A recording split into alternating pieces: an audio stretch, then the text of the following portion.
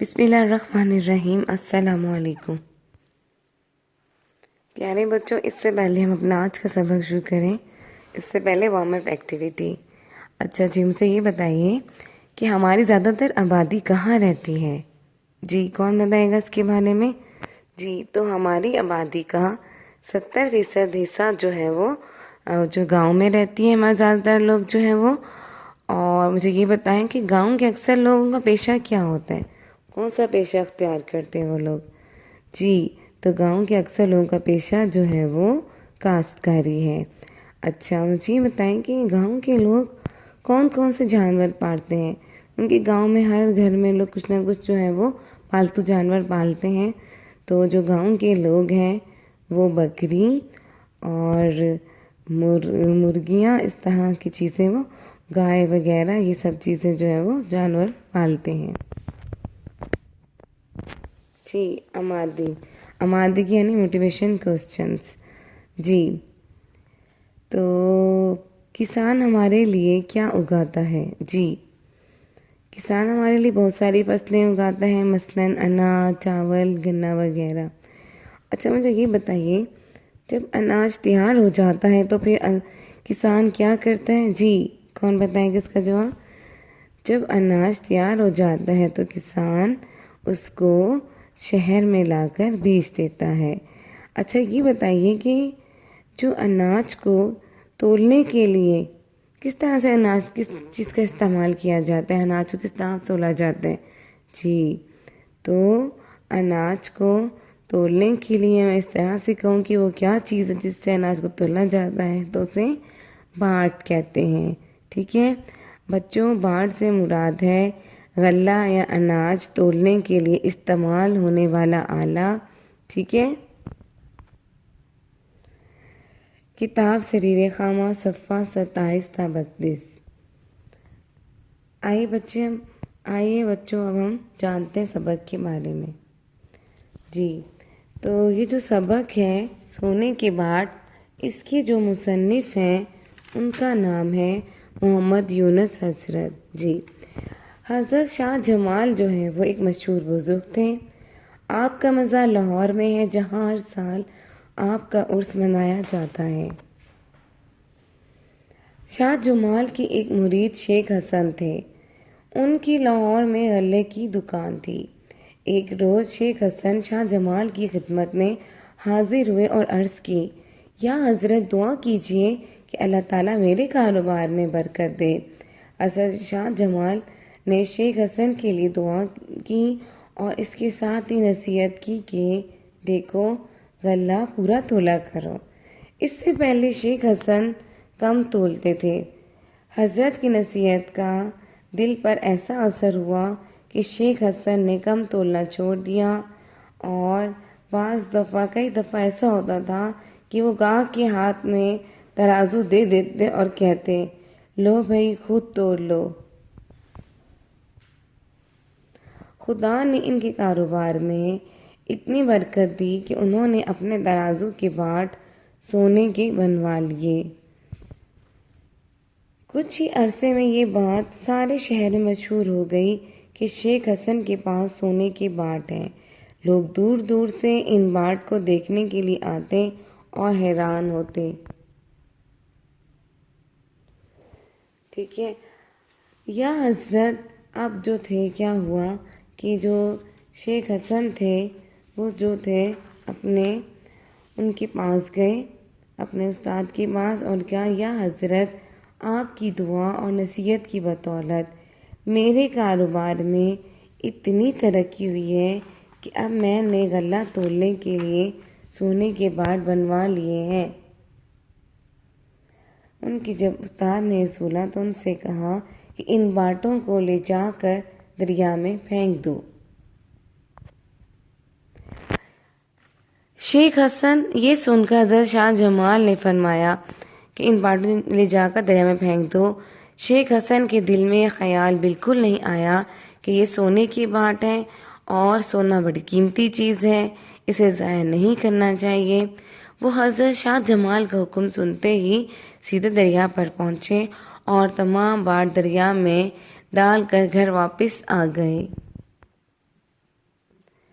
इसके 2-3 रोज बाद की बात है कि कुछ किसान आसपास के देहात से अपना गल्ला फरोख्त करने के लिए लाहौर ला रहे थे।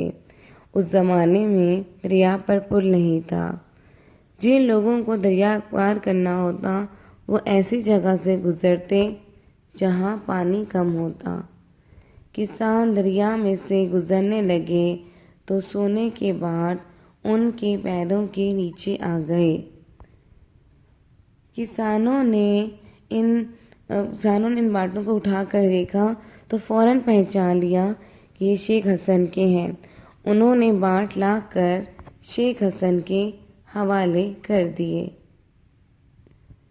शेख हसन ने इन बाटों को लेकर फिर हजरत शाह जमाल की खिदमत में हाजिर हुए और अर्ज़ की, या हजरत, मैंने तो इन बाटों को दरिया में डाल दिया था मगर ये फिर मेरे पास वापस पहुंच गए हैं। ठीक है। अब ये सुनकर हजरत शाह जमाल ने फरमाया, ये सिर्फ तुम्हारा इम्तिहान था। जब तुमने कम तोला छोड़ दिया तो खुदा ने तुम्हारे माल में बरकत दी और जो माल तुमने अपनी हलाल कमाई से कमाया था वो दरिया में डालने पर भी ज़ाया नहीं हुआ और तुम्हारे पास वापस आएगा। हलाल कमाई में ऐसी ही बरकत होती है। जी, अब हम आ जाते हैं इसके मशकी सवालात की तरफ। जी, तो सबसे पहले है अल्फाज मायने। ठीक है। गल्ला कहते हैं अनाज को। ठीक है। नसीहत कहते हैं किसी को कोई बात समझाना। ठीक है। उसमें सख्ती से जो है उस पर अमल भी करवाना। ठीक है। एतराज़ करना होता है, नुक्ताचीनी करना, ऐब निकालना। ठीक है।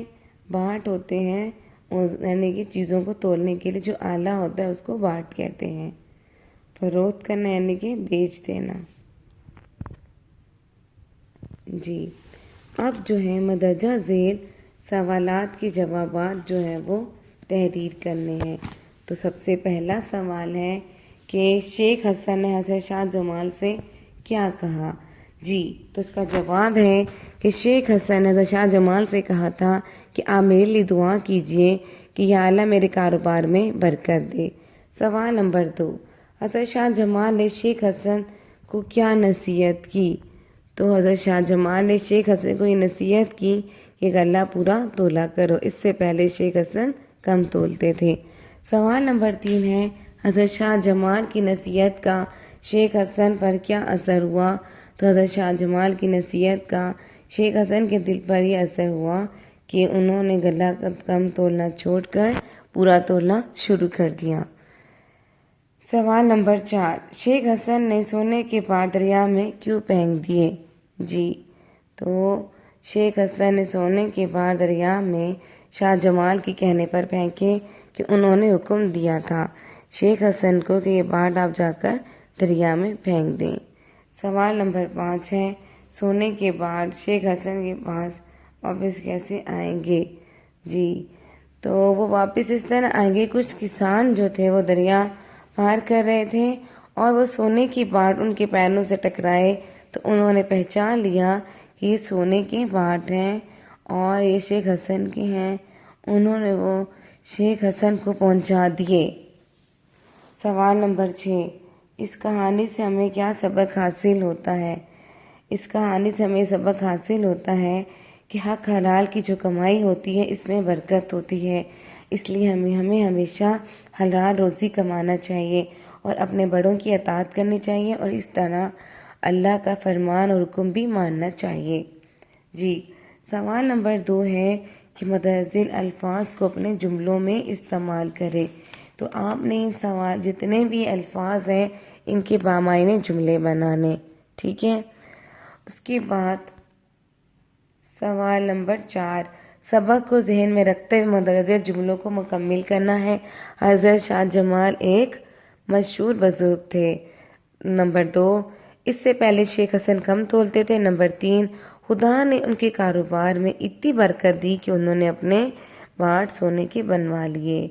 4 है, उस ज़माने में दरिया पर पुल नहीं था। 5वां है, किसान दरिया में से गुजरने लगे तो सोने के बाल जो थे वो उनके पैरों के नीचे आ गए। अब हमारे पास खाली जगह है, हमारे पास जो है हमने मुनासिब अल्फाज लगा कर इन खाली जगहों को पुर करके अल्फाज बना। जैसे पहला है हमारे पास सीन डैश बे, तो यहाँ हम छोटी ये लगाएंगे तो हमारे पास से बन जाएगा। उसके बाद 2 देखिए, दाल काफ, फिर हम अलिफ लगाएंगे, अलिफ नून, तो इससे क्या बन जाएगा, दुकान। नंबर 3 देखिए, उसमें डैश रे काफ थे, तो हम बे लिखेंगे, बे रे काफ थे, बरकत। नंबर 4 है खे दाल मीम, हम इसके आगे तेल लगा देंगे तो हमारे पास लफ्ज़ बन जाएगा खिदमत। उसके बाद सीन डैश नून बढ़िए, तो हम इसका लफ्ज़ बनाने के लिए सीन वाओ नून बढ़िए सोने, ठीक है। उसके बाद है हे डैश और जे रे, तो हम इसका क्या बनाएंगे, हे अलिफ जे रे हाजिर। उसके बाद है हमारे पास आसाद हे जोए डैश थे, तो यहाँ हम रे लगा देंगे तो ये बन जाएगा हजरत। उसके बाद है डैश सीन अलिफ नून, यहाँ हम काफ लगाएंगे तो यहाँ बन जाएगा किसान। उसके बाद 9वां देखिए, वाओ अलिफ डैश सीन, यहाँ पे लगाएंगे तो ये लफ्ज़ बन जाएगा वापस। 10 है हमारे पास चे अलिफ नून डैश छोटी है, तो यहाँ पे हम लगा देंगे दाल, इस तरह से ये बन जाएगा चांदी। तो इस तरह से तमाम जो है लफ्ज़ भी लिखेंगे, ठीक है आप लोग। और उसके नीचे जो डैश है उसमें जो लफ्ज़ बनेगा वो भी लिखना है। ये आपने किताब में करना है, ये पहले मैंने पढ़ा दिया है लेकिन उसके बावजूद इसको दोहराई करा रही हूँ ताकि वो बच्चे जो एब्सेंट हैं, जिनका काम कंप्लीट नहीं है, वो दोबारा से सबक को जो तरह समझें और इसका सारा का सारा काम जो है वो मुकम्मल कर लें। अच्छा, इसके बाद है उर्दू ज़ुबान कवायद। तो उर्दू ज़ुबान कवायद में कोरोना वायरस का मुस्बत सबक, यानी कि कोरोना वायरस गो के एक वबा है, लेकिन आपने इस सूरत हाल से क्या सबक सीखा। अब हमें इसके बारे में आपको 2 पैराग्राफ लिखने हैं। कोरोना वायरस का मुस्बत जो हमें सबक मिलता है वो ये कि इसके हमें सफाई की अहमियत को हमने समझा, अपनों के साथ वक्त गुजारने की अहमियत को समझ आई, वक्त की कदर सीखी, गैर ज़रूरी सरगर्मियों के बगैर जिंदा रह सकते हैं, आलूदगी के नुकसानात समझ लिए और इंसान को अपने खालिक से करीब कर लिया, अल्लाह से इस्तग़फ़ार करना सीख लिया। प्यारे बच्चों, अपना बहुत ख्याल रखिएगा। ये तमाम काम नीट एंड क्लीन होना चाहिए।